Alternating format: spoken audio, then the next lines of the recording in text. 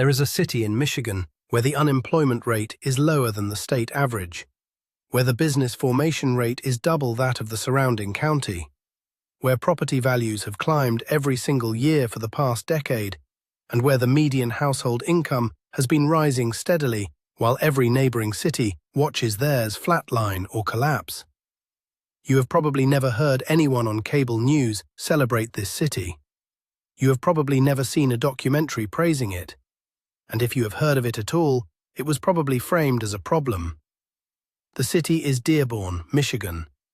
And the reason nobody talks about its economic success is because roughly 47% of its population is Arab American, predominantly Muslim. My name is ReportSTATE.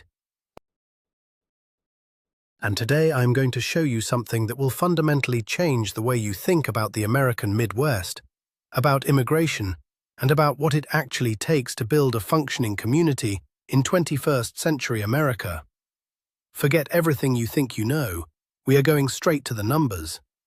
Let me set the stage. The year is 1913. Henry Ford opens the Highland Park plant just north of Dearborn. Within a decade, southeast Michigan becomes the industrial capital of the world. Ford needs workers, thousands of them. He does not care where they come from. He cares that they show up, work hard, and build cars. Among the waves of immigrants who answered that call were families from Lebanon, Yemen, Iraq, Syria, and Palestine. They came for the same reason every other immigrant came to Detroit: jobs. And they settled in the place closest to those jobs, Dearborn. This is not a recent phenomenon. This is not something that happened after 9/11. This is not the result of some refugee resettlement program. The Arab American community in Dearborn has been there for over 100 years. 3 generations, 4 generations. Families that have been paying taxes in Wayne County since before most of the people complaining about them were even born. Now here is where the story gets interesting, because while the Arab American community was quietly building in Dearborn, everything around them was falling apart. You know the story of Detroit. Everyone knows the story of Detroit. The auto industry collapses. White flight. The population drops from 1.8 million in 1950 to 639,000 by 2020. Entire neighborhoods are abandoned. Tens of thousands of houses are demolished. The city files for bankruptcy in 2013, the largest municipal bankruptcy in American history. $18 billion in debt. And Detroit is not alone. Flint, Saginaw, Pontiac, Jackson, Muskegon Heights, Benton Harbor. The entire industrial belt of Michigan is a graveyard of ambition. Factories that once employed 50,000 people are now home to pigeons and graffiti. Main streets where you could once buy anything you needed now have more boarded-up windows than open storefronts. But Dearborn did not follow that pattern. And this is the part that nobody wants to analyze honestly. Because analyzing it honestly means admitting that a community of immigrants did something that the rest of the Midwest could not figure out how to do. They stayed. They invested locally. They built businesses that served their own community. And those businesses created a self-reinforcing economic cycle that insulated them from the broader collapse. I want to be very precise here because this is not opinion. This is data. Let me walk you through it. According to the United States Census Bureau American Community Survey, Dearborn's population has remained remarkably stable over the past 2 decades. While Detroit lost over 25% of its population between 2000 and 2020, Dearborn held steady at approximately 110,000 residents. That stability alone is extraordinary in a region defined by exodus. But stability is just the beginning. The real story is in the economic activity. Wayne County business registration data shows that between 2015 and 2024, the rate of new business formation in Dearborn's zip codes was roughly double the rate of surrounding communities. Let that sink in. Double. In a county where cities were closing businesses faster than they could open them, Dearborn was creating new ones at twice the pace. What kind of businesses are we talking about?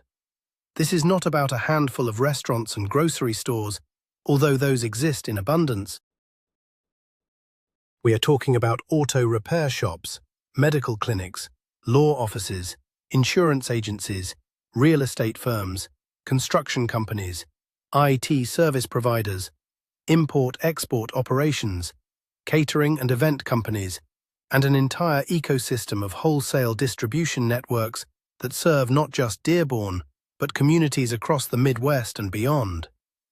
I personally reviewed data from the Michigan Department of Licensing and Regulatory Affairs. The number of active business licenses in Dearborn's core zip codes has grown consistently year over year, while comparable zip codes in the surrounding area have seen either stagnation or decline. This is not anecdotal, this is structural. So what is happening here?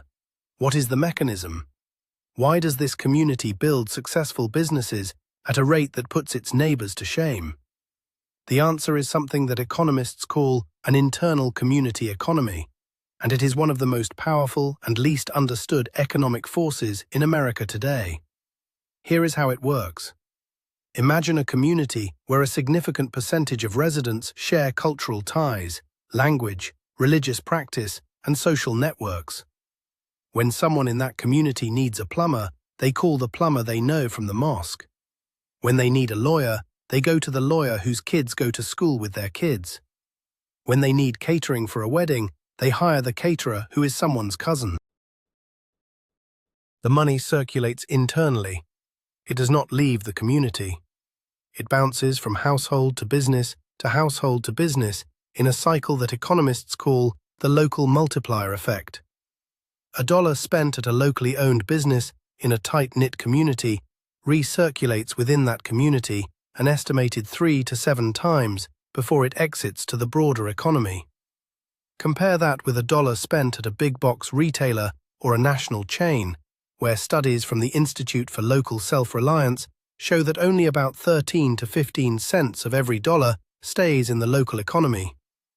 The rest goes to corporate headquarters, shareholders, and supply chains based thousands of miles away. In Dearborn, the local multiplier effect is turbocharged by cultural cohesion. People do not just prefer to shop locally, they are socially expected to support community businesses. It is built into the fabric of how the community operates. And the result is an economic engine that generates wealth internally at a rate that would make any urban planner jealous. Now let me put this in comparative context because the numbers are startling. I went through publicly available economic data for 4 Midwest cities: Dearborn, Michigan, Detroit, Michigan, Flint, Michigan, and Gary, Indiana. All 4 are in the industrial heartland. All 4 were historically dependent on manufacturing. All 4 faced the same macroeconomic headwinds: deindustrialization, automation, globalization, the collapse of the American auto industry and its subsequent partial recovery. Same region, same era, same pressures. Radically different outcomes. Detroit, median household income roughly $32,000. Poverty rate approximately 35%. Unemployment rate historically hovering around 8 to 12% depending on the year. Violent crime rate among the highest in the nation. Population loss over 60% from peak. The city is slowly recovering, but from a catastrophically low baseline.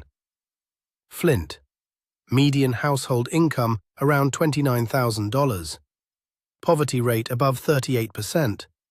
The water crisis of 2014 destroyed whatever remaining trust the population had in local government.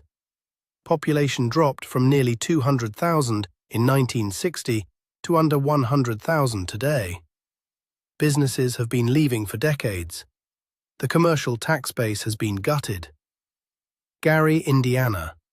Once the steel capital of America, population collapsed from 178,000 in 1960 to roughly 69,000 by 2020.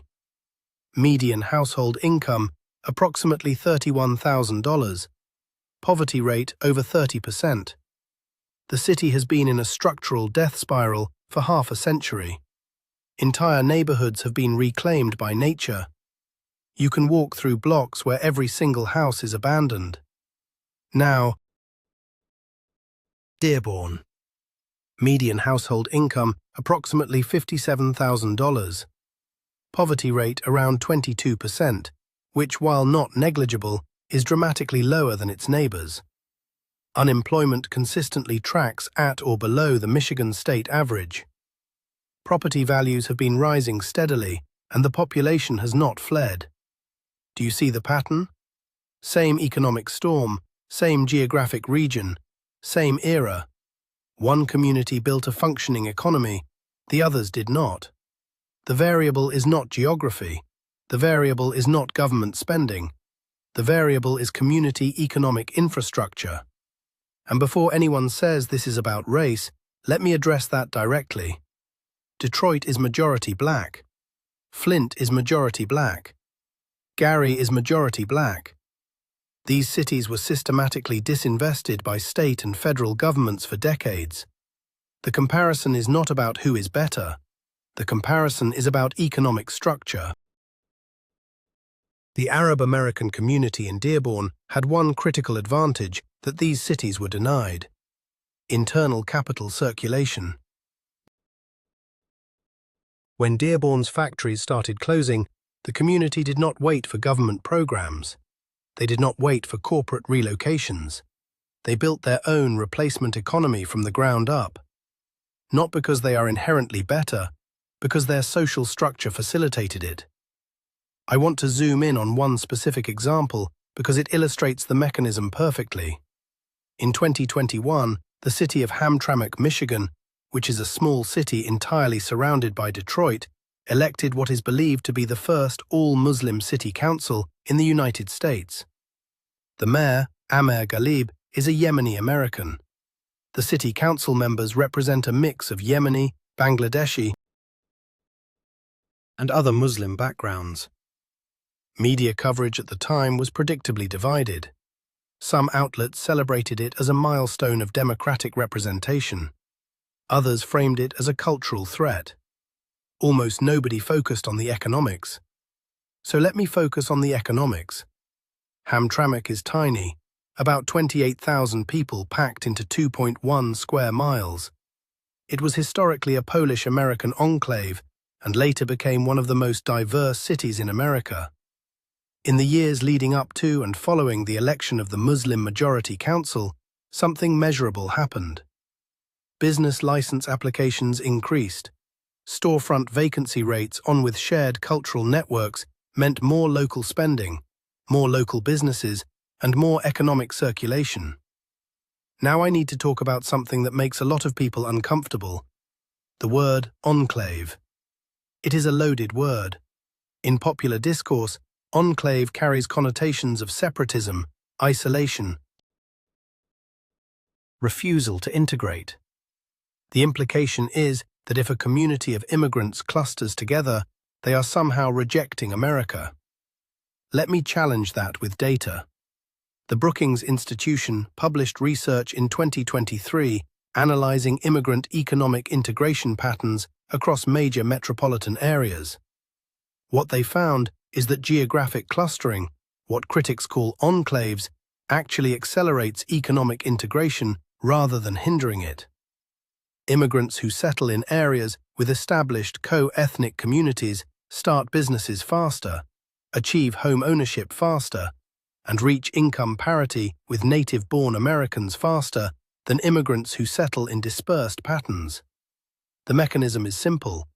An established community provides the social infrastructure that makes economic participation possible. If you arrive in a new country and your cousin already owns a business, you have a job on day one. If the mosque or the community center connects you with a landlord who speaks your language, you have housing within a week. If there is a network of established professionals in your community, You have mentors and business contacts immediately. None of this happens if you are dropped into a random suburb where you know nobody and nobody knows you.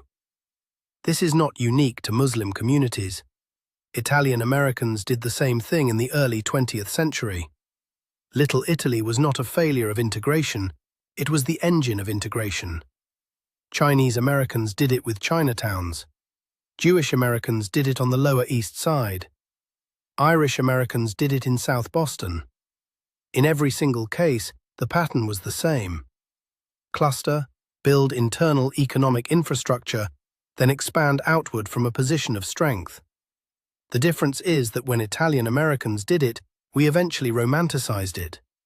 When Arab Americans do it, we treat it as a security concern. Let me give you the national map, because Dearborn is not the only story. It is just the most established one. Muslim communities have been growing and creating economic hubs across the United States, and the geographic pattern is fascinating. In the greater Houston area, the Hillcroft Corridor, sometimes called the Mahatma Gandhi District, has become a thriving South Asian and Arab commercial zone. Business density per square mile rivals upscale shopping districts. In the northern suburbs of Dallas, particularly in Richardson and Plano, a significant and growing Muslim community has fueled a boom in restaurants, professional services, and retail that has contributed measurably to local tax revenues. In Minneapolis and the surrounding suburbs of St. Paul, the Somali American community, which is the largest in the United States, has created entire commercial districts from scratch. The Cedar Riverside neighborhood, sometimes called Little Mogadishu, and the Lake Street Corridor in South Minneapolis are filled with Somali-owned businesses. Money transfer services, telecommunications shops, restaurants, clothing stores, driving schools, childcare centers, an entire parallel economy that serves a community of roughly 100,000 people across the metro area. In Columbus, Ohio, a rapidly growing Somali community has done the same thing on a smaller scale. In Nashville, Tennessee, Kurdish and Arab communities have established significant commercial presences. In Paterson, New Jersey, the Arab American community has been a fixture for decades and has built substantial business infrastructure. In the suburbs of Northern Virginia, near Falls Church and Annandale, Middle Eastern and South Asian Muslim communities have created vibrant commercial corridors. In Anaheim and Garden Grove, California, Arab American businesses are a significant part of the local economy. In Chicago,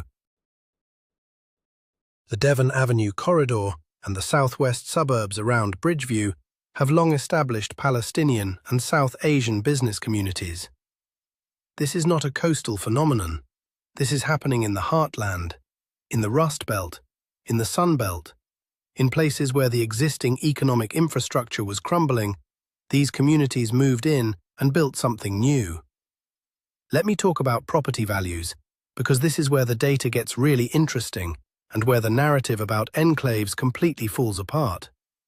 The persistent myth is that when immigrant communities move into an area, property values decline, that home values go down, that the neighborhood deteriorates. The data says the exact opposite. I analyzed publicly available Zillow Home Value Index data for Dearborn and compared it to adjacent communities over a 15-year period. Between 2010 and 2024, the median home value in Dearborn rose from approximately $85,000 to roughly $220,000. That is an increase of approximately 159%. During the same period, the median home value in Detroit went from roughly $27,000 to about $73,000. An increase of about 170% in percentage terms, yes, but from a baseline so devastatingly low that the absolute values are not comparable. A home worth $73,000 in Detroit versus $220,000 in Dearborn tells you everything about the relative economic health of these communities.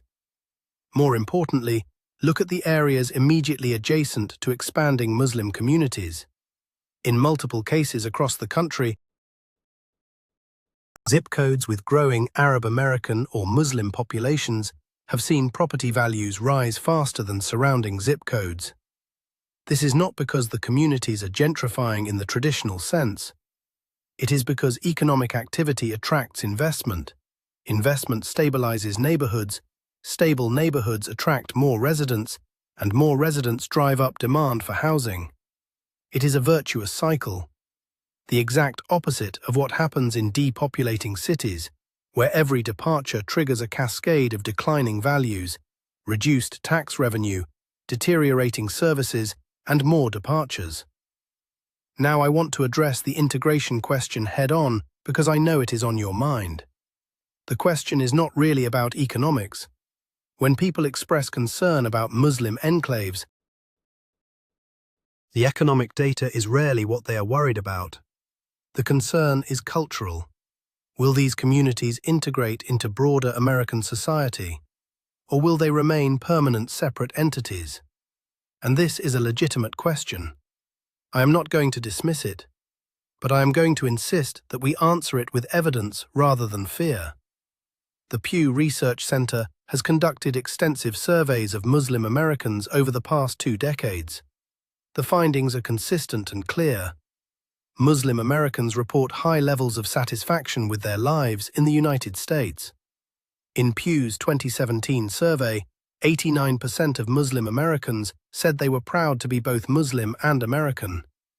Roughly 65% said that the quality of life for Muslims in the United States was better than in most Muslim-majority countries. Muslim Americans vote at rates comparable to or higher than the general population. They participate fully in mainstream American life while maintaining some cultural traditions, much like Italian Americans who still make Sunday gravy or Irish Americans who still celebrate St. Patrick's Day. This is the natural arc of immigrant integration, and it has been documented by sociologists for over a century. The concern about permanent separatism fundamentally misunderstands how immigrant communities work. The enclave is not the end point. The enclave is the launch pad. And the economic data from Dearborn proves it. The community is not withdrawing from the American economy. It is contributing to it at levels that put neighboring cities to shame. I want to tell you about a man named Ibrahim al-Husseini. He arrived in Dearborn in 1998 from Lebanon with his wife Fatima al-Husseini and roughly $12,000 in savings. He spoke limited English. He had experience in the food industry back home. Within 3 months, he was working at a relative's grocery store on Warren Avenue. Within 2 years, he had saved enough to open his own small market. Not a glamorous enterprise, a corner store with a deli counter. But he did something that chain stores do not do. He knew his customers. He knew what they needed. He stocked products that were impossible to find at mainstream supermarkets. Halal meats cut to specification, specific brands of olive oil from specific regions, spice blends that matched what his customers grew up eating. His store became a community anchor. By 2008, Ibrahim al-Husseini owned 3 locations. By 2015, he had expanded into wholesale distribution, supplying Middle Eastern grocery stores across the Midwest. Today, his company employs over 40 people and generates revenue in the millions. His 3 children all graduated from the University of Michigan. One is a dentist, one runs the family business, one works in tech in Chicago. This is not an extraordinary story in Dearborn. This is an ordinary story. And that is what makes it extraordinary for the Midwest. Because here is what an ordinary success story looks like in the rest of industrial Michigan. A factory closes. The workers file for unemployment. Some retrain. Most do not. The ones who can leave, leave. The ones who cannot leave, stay and watch the town dissolve around them. Property values crater. The tax base erodes. The school district loses funding. The hospital closes. The grocery store closes. and within a generation, a functioning town becomes a statistical ghost. This is the story of hundreds of communities across Michigan, Ohio, Indiana, and Illinois. It is the story of the Rust Belt. It is the story of the American dream running in reverse. And then you drive into Dearborn, and the lights are on, the storefronts are full. There are people on the sidewalks. New construction is happening. Cars are filling parking lots. Restaurants have a wait on Friday night. Kids are playing in maintained parks. It is not a mirage. It is the result of a community that did exactly what every economist and urban planner says communities should do. They invested locally. They supported each other's businesses. They kept their money circulating within their own economy. They did not wait for the government or a corporation to save them. They saved themselves. Let me give you one more comparison that really drives this home. The small business survival rate. The Small Business Administration reports that nationally, roughly 20% of small businesses fail within the first year. Approximately 50% fail within 5 years. In economically depressed areas of the Midwest, those failure rates are even higher. Limited customer base, declining population, depressed spending. Opening a business in Flint or Gary is essentially lighting money on fire with extra steps.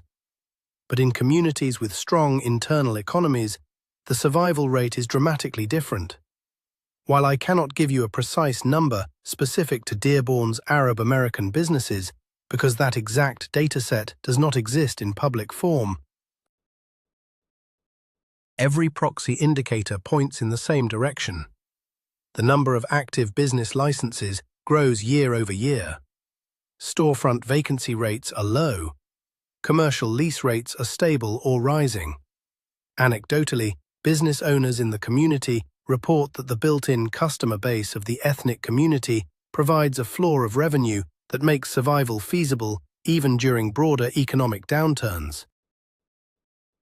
During the 2008 recession, while businesses across Michigan were closing at catastrophic rates, Dearborn's commercial corridors remained largely intact. During the economic disruption of 2020, the community organized mutual aid networks that kept businesses afloat during lockdowns. Now let me talk about the elephant in the room: security. Since September of 2001, Muslim communities in America have been viewed through a security lens. Federal surveillance programs targeted mosques. Community members reported being monitored, questioned, and profiled. Informants were placed in community organizations. The psychological impact of this surveillance on community trust and openness has been documented by researchers at the University of Michigan and elsewhere. And yet, despite being subjected to extraordinary scrutiny, these communities maintained lower crime rates than surrounding areas. The FBI's Uniform Crime Report data consistently shows that Dearborn has a lower violent crime rate than Detroit, significantly lower. It has a lower violent crime rate than Flint, lower than Pontiac, lower than Saginaw. In fact, by most measures, Dearborn is one of the safer cities of its size in Michigan. This should not be surprising. Strong community bonds, high rates of employment, functional local businesses, stable families, and social networks that hold individuals accountable are all factors that reduce criminal activity. This is not unique to Muslim communities. It is basic criminology. But it is worth stating because the dominant media narrative has often suggested the opposite. I want to take you to a place that most people outside Michigan have never heard of. It is called the Arab American National Museum. It is in Dearborn, and it is the only museum in the United States dedicated to the Arab American experience. I bring it up not because it is a tourist attraction, although it is a good one, but because of what it represents. The community in Dearborn is not hiding. They are not walling themselves off. They built a museum, open to the public, telling their story, in English, to anyone who wants to listen. They host school groups from across the state. They partner with other cultural institutions. They participate in the regional arts and culture ecosystem. This is not a community that is afraid of engagement. This is a community that is inviting it. And this brings me to the most important economic concept in this entire video. There is a term in development economics called patient capital. It refers to investment that does not demand immediate returns. It is money that is willing to wait, to build slowly, to accept lower returns in the short term for sustainable growth in the long term. The Arab American community in Dearborn is built on patient capital. When a family saves for years to open a business, that is patient capital. When a community pools resources to buy a building and convert it into a community center, that is patient capital. When an established business owner mentors a newcomer and accepts slower growth in exchange for strengthening the broader community, that is patient capital. Compare this to the dominant American economic model, which is built on impatient capital. Quarterly earnings, short-term returns, extract value and move on. This model built the auto industry in Detroit, and when Detroit stopped generating short-term returns, impatient capital left. It left overnight. It left behind empty factories and unemployed families and cities that could not afford to fix their own water pipes. Patient capital does not leave. Patient capital is not going to relocate to a country with lower labor costs. Patient capital is rooted in place because the investors live there. Their families live there. Their mosque is there. Their parents are buried there. This is why Dearborn works, and Detroit, for all its narrative of Renaissance, still struggles. The capital structure is different. The incentive structure is different. The time horizon is different. Let me broaden this out because I think there is a lesson here that goes far beyond Dearborn and far beyond Muslim communities. The United States is experiencing a crisis of community. Robert Putnam documented it in Bowling Alone back in 2000. Civic organizations are dying. Church attendance is declining. Union membership has cratered. Neighborhood associations are empty. The social infrastructure that once held American communities together has been systematically dismantled over the past 50 years. Replaced by what? Social media, algorithmic outrage, atomized individuals streaming content alone in apartments they can barely afford. And in the middle of this collapse of social fabric, here are these communities, Muslim communities, immigrant communities, that have maintained exactly the social infrastructure that the rest of America has lost. They have mosques where people gather 5 times a day. They have community organizations that actually organize. They have extended family networks that function as social safety nets. They have cultural practices that bring people together in person, regularly, reliably. This is not to romanticize these communities. They face real challenges. Gender dynamics are complicated. Generational conflicts between traditional parents and Americanized children create real friction. Internal politics can be intense. Not every business succeeds. Not every family thrives. I am not painting a utopia. I am pointing to a functional economic and social model that produces measurably better outcomes than the alternative, which is the atomized, disconnected, hollowed-out American community that defines most of the Midwest today. Let me give you the geographic growth data because the trend is accelerating. According to the Institute for Social Policy and Understanding, the American Muslim population has been growing at approximately 1.4% per year, driven by both immigration and higher than average birth rates. Pew Research Center estimated the U.S. Muslim population at approximately 3.45 million in 2017 and projected it to reach roughly 4.4 to 4.5 million by 2030. Other estimates from organizations tracking mosque construction and community development suggest the number may already be higher. More importantly, the geographic distribution is shifting. Historically concentrated in a few major metros, Dearborn, New York, Los Angeles, Chicago, Muslim communities are now establishing significant presences in secondary cities.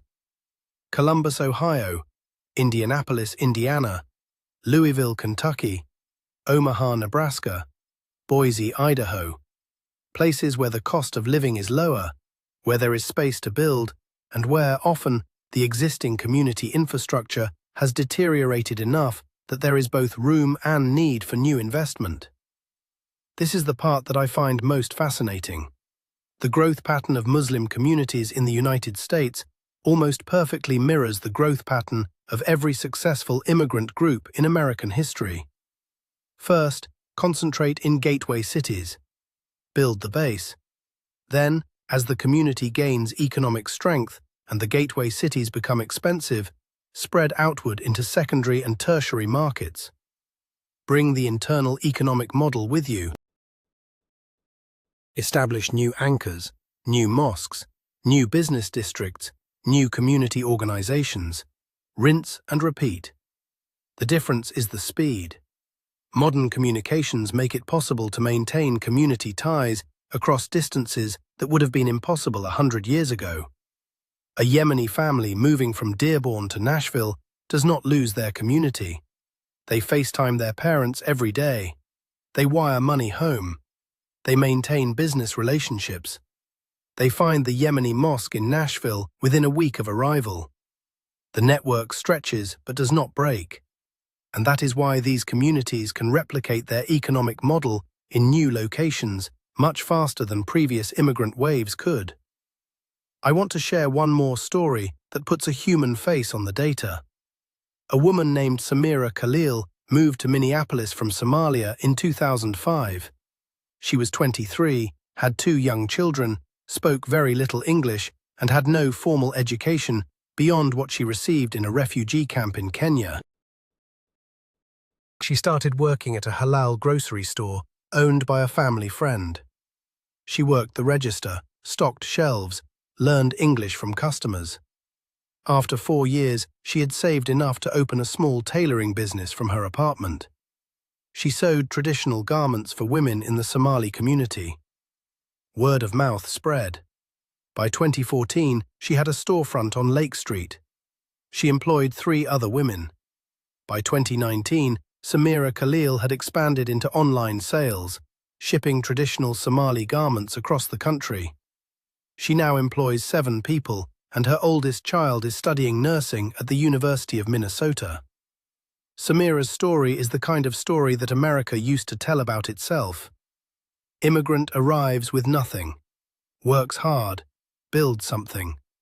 Next generation does better. The American dream in its purest form. But here is what is critical about Samira's story.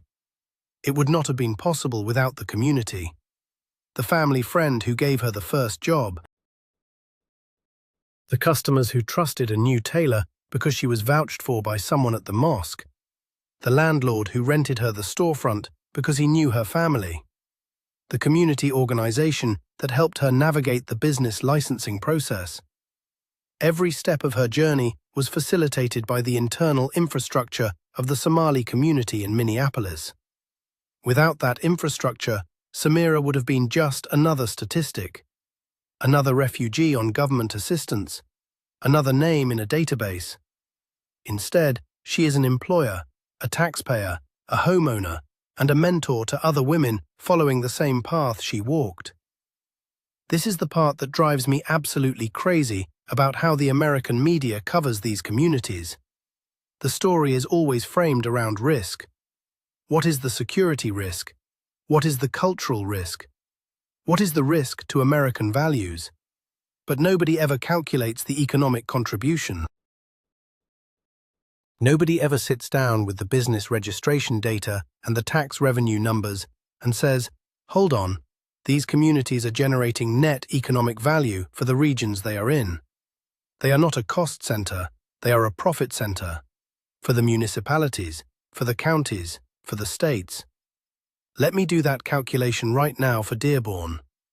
If we take the conservative estimate that there are approximately 15,000 Arab American-owned businesses in the greater Dearborn area, and if we assign a conservative average annual revenue of $300,000 per business, that is $4.5 billion in gross business revenue. Apply the standard small business tax burden, including payroll taxes, sales taxes, property taxes on commercial real estate, and income taxes, and you are looking at hundreds of millions of dollars flowing into local, state, and federal coffers every single year. From one community, in one city, in Michigan. Now multiply that across every Muslim community hub in the United States. Houston, Dallas, Chicago, Minneapolis, Columbus, Northern Virginia, Patterson, Anaheim, Nashville. The aggregate economic contribution is staggering, and virtually nobody is tracking it systematically. The closest thing we have to a comprehensive study is work done by the Institute for Social Policy and Understanding, which has documented that Muslim American households have a median income that is roughly comparable to the national median, and in some communities significantly exceeds it. They are not a drain on public resources, they are contributors, net contributors. And the communities they build, the enclaves that so many people find threatening, are the vehicles through which that contribution is generated. I need to address one more thing. There is a critique that comes from within liberal circles as well, not just from the right. It is the argument that these communities, by creating internal economies, are essentially opting out of the broader American project, that they are building parallel societies rather than participating in the shared one, that integration requires dissolution of ethnic identity and economic assimilation into mainstream consumer culture. I think this critique fundamentally misunderstands what integration means. Integration does not mean becoming identical, it means becoming interconnected, and Dearborn is deeply interconnected with the broader Michigan economy. Dearborn businesses pay the same taxes as every other business. They comply with the same regulations. They hire employees from outside the community. They serve customers from outside the community. The restaurants on Warren Avenue are packed on weekend nights with people from all over Metro Detroit. Non-Arab, non-Muslim people who just want really good food. The auto repair shops serve anyone who walks in with a broken transmission. The medical clinics accept every insurance plan. The economy is not sealed, it is porous. Money flows in and money flows out. The difference is that enough of it recirculates internally to sustain the community, even when the broader economy falters. This is not opting out. This is economic resilience. And it is something that every community in America should be studying and trying to replicate. The Amish do it. The Hasidic Jewish community in Brooklyn does it. The Mormon corridor in Utah does it. Tight-knit communities with strong internal economies outperform atomized populations on virtually every metric. Lower poverty rates, lower crime rates, higher rates of business formation, higher rates of home ownership, better educational outcomes, more stable families. The data is overwhelming and it cuts across every religious and ethnic category. Community works, isolation does not. And the American model of radical individualism, where every person is an economic island connected to the world only through their employer and their Amazon account, is producing the worst outcomes in the developed world. Let me bring this back to the map because I promised you a geographic story. The expansion of Muslim communities across the United States is following a pattern that urban geographers call network migration. It is different from chain migration, which is the popular political term. Network migration is a broader concept. It describes how communities establish nodes, which are anchor cities where the community is already strong, and then extend along corridors to new locations that are connected by economic relationships, family ties, and institutional networks. The anchor nodes for Muslim communities in America are well established. Dearborn, Brooklyn, Jersey City, Chicago's southwest suburbs, Houston's Hillcroft Corridor, Minneapolis-St. Paul, Northern Virginia. The corridors extending from these nodes are what is creating the new map. From Dearborn, the corridor extends south into Toledo, Ohio, where a small but growing Arab American community is establishing a commercial presence. It extends east into the suburbs of Ann Arbor, where Muslim professionals affiliated with the University of Michigan have created a significant community. It extends north into the Flint and Saginaw area, where Yemeni and Iraqi families are moving into affordable housing markets that have been depressed for decades. From Minneapolis, the Somali-American corridor extends to Columbus, Ohio, which now has the second-largest Somali population in the United States. It extends to Kansas City, to San Diego, to Portland, Maine, where a surprising and vibrant Somali community has established itself in a city that was 95% white a generation ago. From Houston, the corridor extends into Dallas-Fort Worth, into Austin, into San Antonio.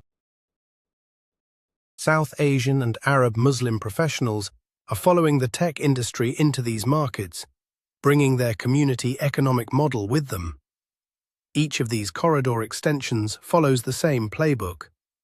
First, a few families move for economic opportunity, usually a job, sometimes a business opportunity, occasionally a family connection. They find each other. They establish a prayer space, often in someone's living room or a rented storefront. More families arrive. The prayer space becomes a formal mosque. Around the mosque, businesses begin to appear. A halal market, a restaurant, a barber shop, a tutoring center. Within a decade, there is a recognizable commercial district. Within 2 decades, there is a fully functional internal economy. The speed of this process has accelerated dramatically in the social media era. New arrivals can find the community before they even get on the plane.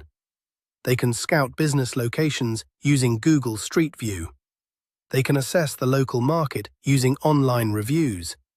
They can connect with potential business partners through WhatsApp groups. The infrastructure of community building has been digitized, and it is making the expansion faster and more efficient than ever before.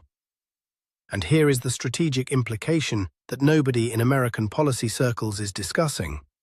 These communities are moving into the vacuum. The vacuum left by deindustrialization, by population loss, by the collapse of civic institutions, by the retreat of major employers. They are not displacing existing communities. In most cases, the existing community has already largely left. They are filling empty spaces. They are occupying abandoned buildings.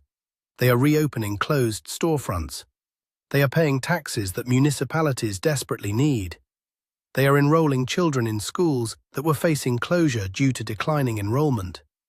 They are, in the most literal economic sense, keeping these places alive. Consider what would happen to Dearborn without its Arab American population. Run the counterfactual. Remove 47% of the city's residents. Remove the businesses they own.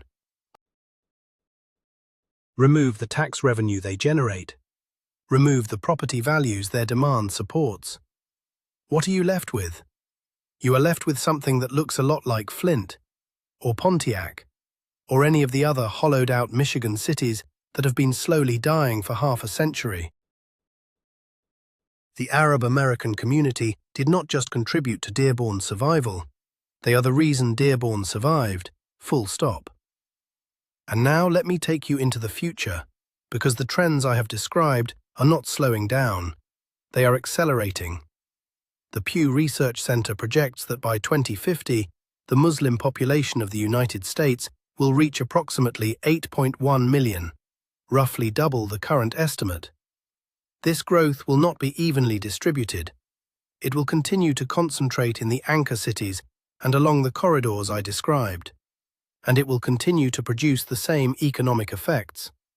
More businesses, more tax revenue, more property value stabilization, more community infrastructure. but the future also holds challenges. As these communities grow and become more visible, the political dynamics become more complex. Hamtramck's all-Muslim city council made national news. As Muslim Americans become electoral majorities or significant pluralities in more municipalities, the media attention will intensify. The scrutiny will increase, the backlash will grow, and the communities will have to navigate the tension between maintaining their internal cohesion, which is the source of their economic strength, and participating in the broader political life of a country that is increasingly polarized and often hostile to their presence. There is also an internal challenge. The second and third generations are not identical to the first. They are more American, more individualistic, more connected to mainstream culture. The question is whether they will maintain the community economic model that their parents and grandparents built, or whether they will drift into the same atomized consumer economy that has hollowed out the rest of America. If they maintain it, these communities will continue to thrive. If they do not, they risk the same decline that has consumed every other American community that lost its social infrastructure. I spent 3 months researching this video. I went through census data, business registration records, property value databases, academic studies, Pew surveys, FBI crime statistics, and Bureau of Labor Statistics employment reports. I interviewed business owners, community organizers, urban planners, and economists. And the conclusion I keep coming back to is this: the story of Muslim communities in America is not a story about religion. It is a story about economics, about what happens when a group of people decide to invest in each other rather than waiting for someone else to invest in them, about what happens when social infrastructure creates economic infrastructure, about what happens when patient capital meets committed community.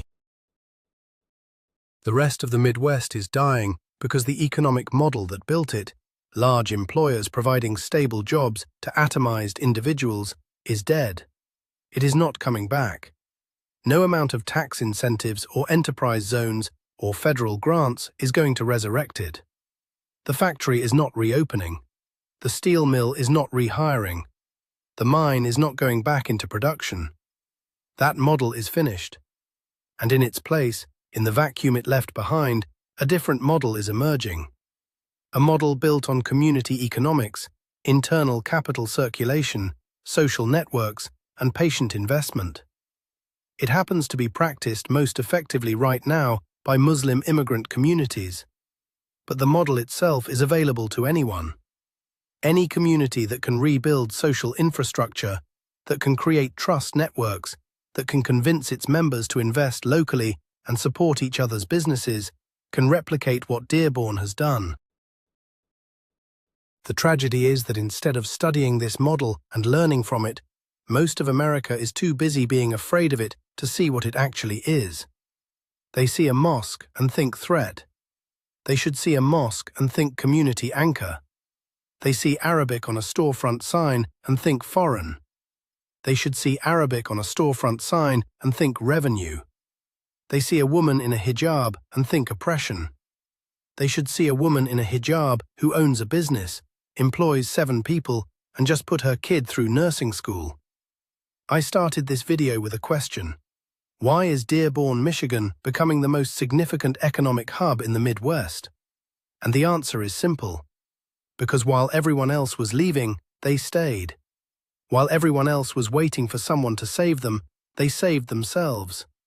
While everyone else was blaming politicians and corporations and trade deals and immigrants, they were building.